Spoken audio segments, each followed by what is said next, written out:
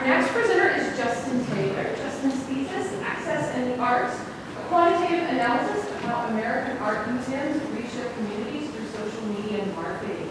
And Justin has been working with Dr. Srivastava.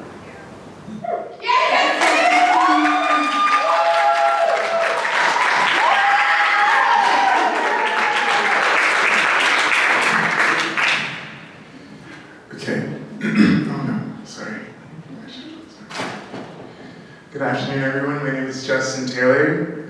Today I will be presenting my research on Access in the Arts, a qualitative analysis of how American art museums reach their communities through social media marketing. Let's get started. So I'm going to first start talking about my motivations for this project. My main motivation was my tie to art museums. I come from a city where there are a vast number of museums. However, due to many residents' socioeconomic statuses, having access to these museums is a rarity. During the beginning of the pandemic, museums were forced to shut down their in-person spaces and explore alternative avenues to reach their audience that did not consist of in-person museum visits. This brought an opportunity for art museums to reach a wider audience through social media, a free interactive application. This resulted in a realization for museums of how useful social media is as a tool. According to Ava Gribbin, social media channels like TikTok and Instagram are suitable for museums administrators as they are inherently visual and provide a platform to meet audiences where they are. In comparison to the other types of cultural institutions like ballets, operas, and theaters, museums are relatively static institutions, meaning many of their events and offerings consist of exhibitions that last for a minimum of 6 months, or art departments that do not change for years. This raises the opportunity for museum marketers to utilize social media to establish, maintain, and cultivate relationships with publics on a more interpersonal level.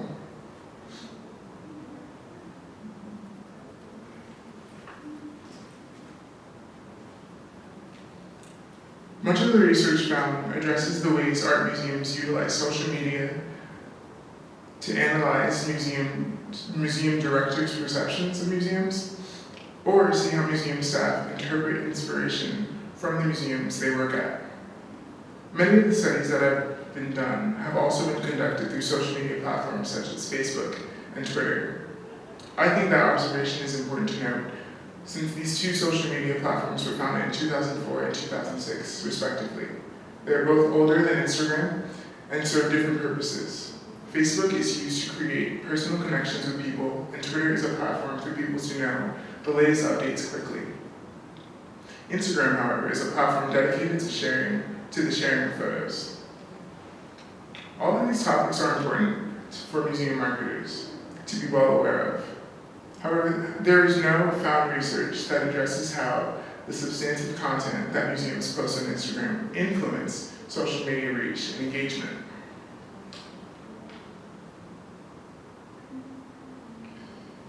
This is all important because in the case of social media, we can see how the wider audience and the more engagement, we can see how the wider the audience and the more engagement an account receives from audiences, the greater the level of accessibility these museums has towards communities from all over.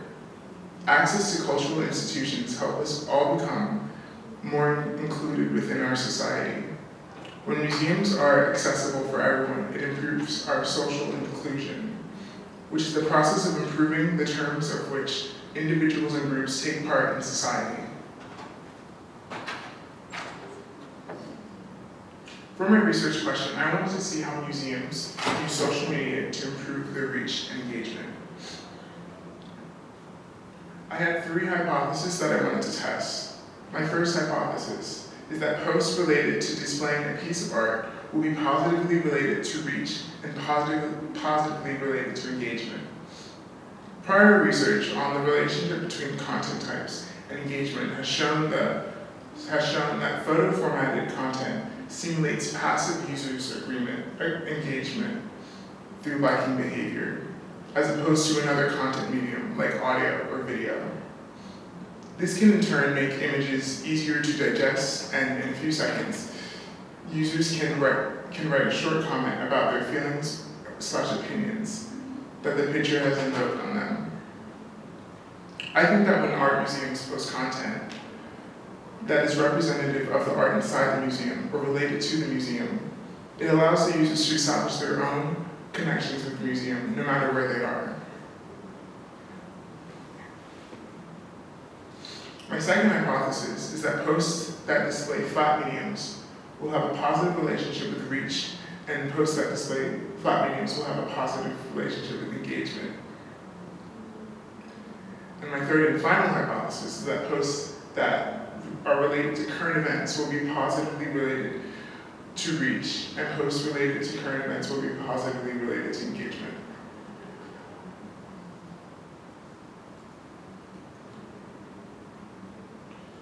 I have a sample of 478 art museums across the country, and 15 were chosen randomly for my sample. Data collection was in March of 2022, and I collected for 15 days. There were 109 posts that were examined on Instagram. I utilized a simple linear regression as my regression model, and my unit of analysis was Instagram posts. So let's talk about the breakdown of my variables. I work with 3 dependent variables: reach, likes, and comments. I define reach as the number of followers each museum account had. Likes and comments were defined as engagement. Being that those are the 2 measurable aspects of user engagement that anyone can have access to. For my control variables, I controlled for beginning follower count, museum size, and city size. Beginner follower count was my first control because I felt that if an account had a large beginning follower count, then they would already have a larger reach than a smaller museum Instagram account. The same goes for museum size and city size. Larger museums in size will have more space to accommodate more people, and cities with larger populations will have a higher number of people who will have access to the museums in their cities. For independent variables, I focus my variables on the general breakdown of the types of content that will be found on a museum's Instagram page. For my first independent variable, art, I chose this because I naturally thought for an art museum, that would be a prime example of the content that would be posted. The variable was coded as a 1 if the post depicted a piece of art, and coded as a 0 if it depicted other content. For my second independent variable, I chose flat medium. I chose this because of the difficulties to effectively capture the essence of a 3-dimensional piece of art. For 3D artwork, every single piece requires its own custom setup in terms of lighting, point of view, and presentation. I did not think that many of the museums in my sample had the resources to accurately capture 3D artworks. I defined flat medium, as any resources to accurately capture 3D artworks. I define flat medium as any post that exhibited 2-dimensional art pieces, so that could be drawings, paintings, prints, etc. If the post exhibited any of the aforementioned, then it was coded as a 1. Conversely, if the post depicted 3-dimensional images like pottery, installations, or sculptures, then it was coded as a 0. For my third and final variable, I chose to look at content with current events. This could have been directly in the post or within the caption. If the post exhibits a current event, then it was coded as a 1, and if the post did not, it was coded as a 0.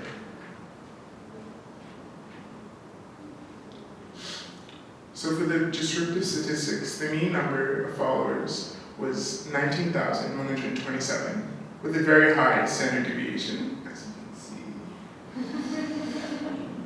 A high standard deviation for this variable means that there was a good mix of larger and smaller accounts within my sample. I transformed my 2 control variables, museum size and city size, to make the regression run a little smoother.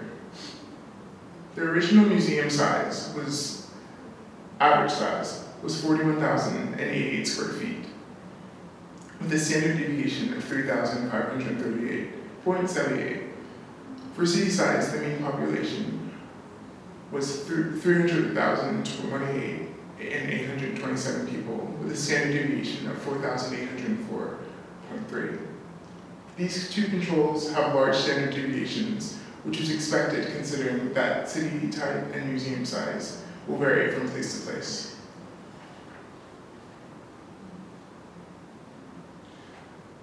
The linear regressions told me none of my hypotheses were supported to include reach, deeming that section of my hypothesis incorrect. Surprisingly, there was no significance for the number of followers with the variables I chose. While my variables are not significantly related, they are approaching significance with a larger sample size. No significance for number of likes was found. There was significance with number of comments and current events. Based on the data, if a post included anything about a current event, it is probable that the post will have an increase of comment engagement. The number of observations was 109, and that was taken from 15 museums. I think that there would have been a more robust data set if more museums were sampled, which would in turn lead to more posts.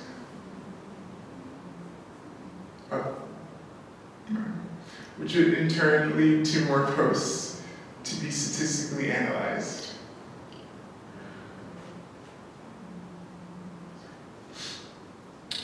More sophisticated methods were needed to see if post content does not have an effect on reach. We have preliminary results that show that the post content has a significant effect on engagement.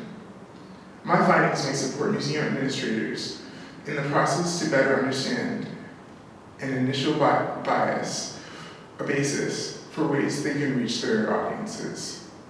I would recommend that museums do post content in the hopes to increase comment engagement. Centering their posts around current events would be an impactful choice.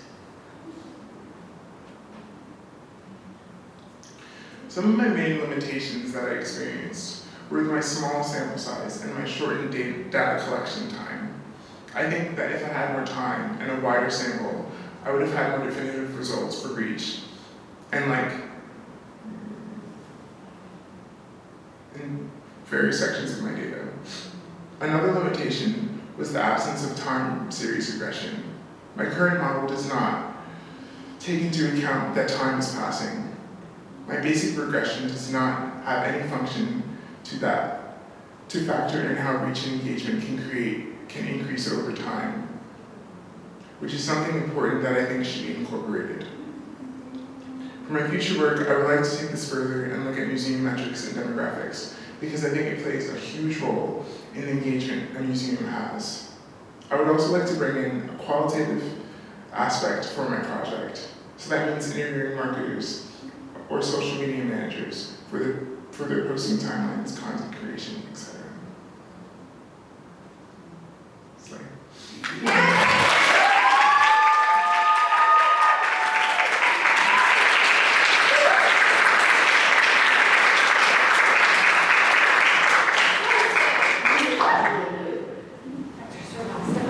If you would like to say a few words about just...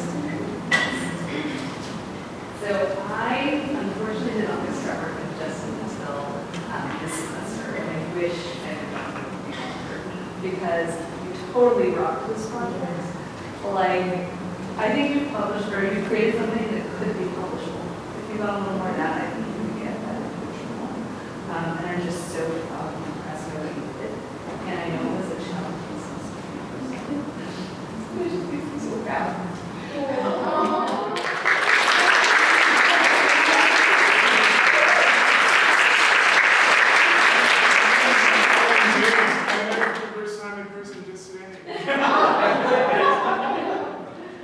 Questions for Justin? I was going to go straight with that, right? So let me preface the question by saying that I'm not an expert at anything that you said.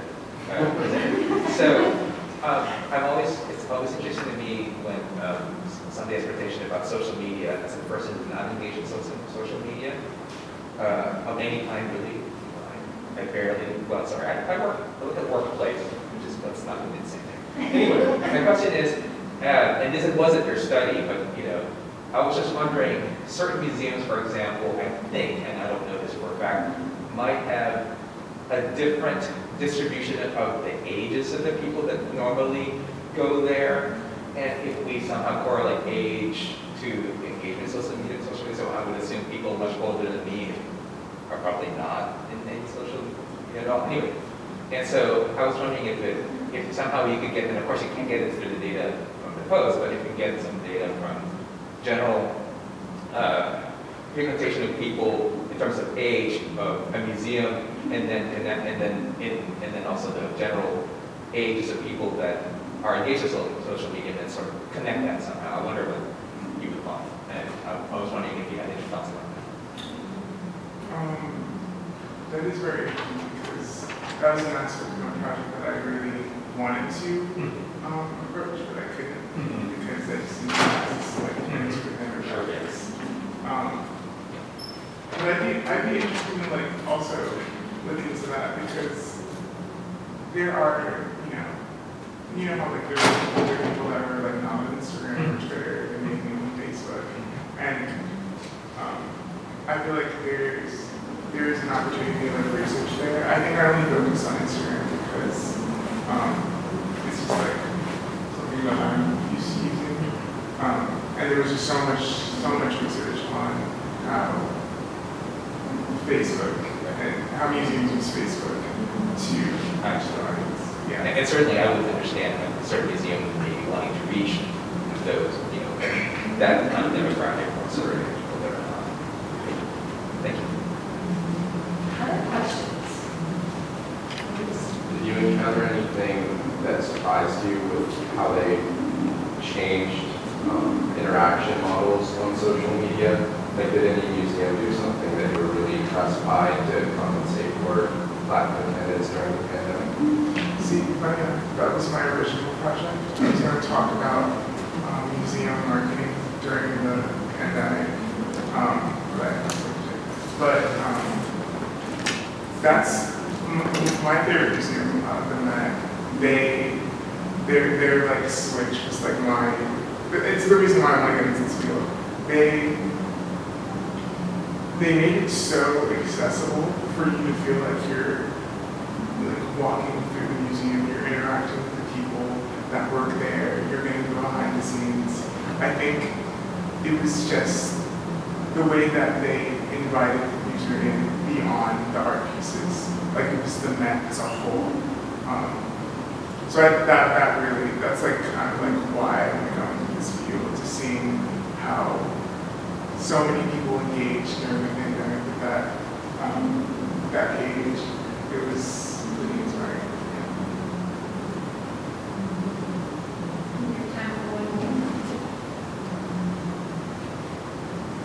I was just asking how you came to the decision to choose the variables that you did in terms of likes and comments, and if you would like continue this research, which maybe include any other like key performance indicators within your research, and if so, what would those be? First of all, why I chose likes. I'm sorry, I was listening. Mainly because like that's all I have access to. I wanted to do various like socioeconomic status, class, race, like gender. I wanted to do all, but like I didn't have access to. But if like moving forward, if I don't know, I think I'm gonna continue this, but moving forward, I think I'd have to use those variables, like really tap into demographics, because I think that'll really widen the scope. And also doing more museums, because I have a pretty small sample size just for the same time. But I think widening my scope for the number of museums that I'm going to try